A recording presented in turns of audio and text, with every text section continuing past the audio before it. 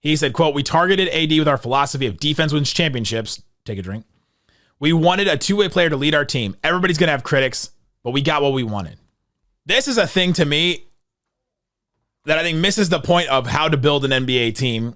We wanted a two-way player to lead our team. That's a great sentiment. Obviously, awesome. Jason Tatum leading the Celtics. Great. Awesome. LeBron James leading a bunch of teams. Awesome. Great. Amazing. Amazing.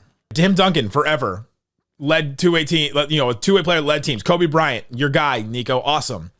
Leading a team. You don't always get to choose the star that you get. And actually, you hardly ever get to choose the star that you get.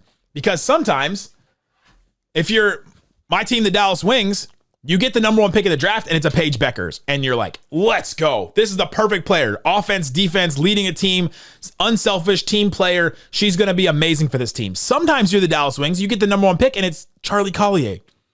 Do you remember that name? If you're not a WNBA fan, you may not. And even if you are a WNBA fan, she was the number one pick out of Texas in 2021, I believe.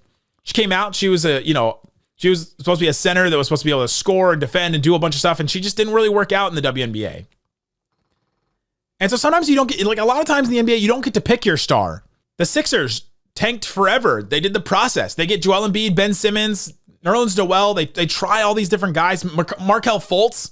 They didn't get to choose who their stars are. They just happened to tank in the years where those guys were coming out.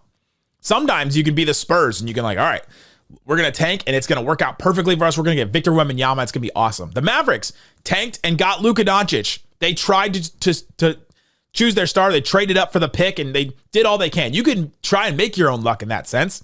But as an NBA team, you don't always get to choose who your star is. And you coming in as the GM that inherited Luka Doncic in your star, you have your star now.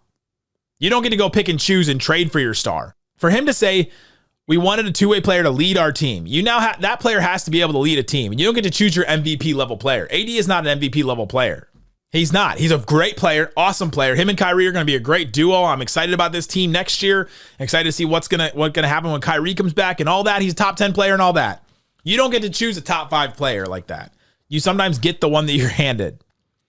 And for him to have the response, do you feel like you maximized the return? Well, we targeted AD. Okay, well that didn't. It's not going to work the same way.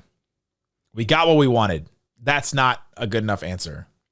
And that's kind of what it feels like with all this stuff. It's not a good enough answer. It didn't give us more clarity, and I don't really understand why it happened.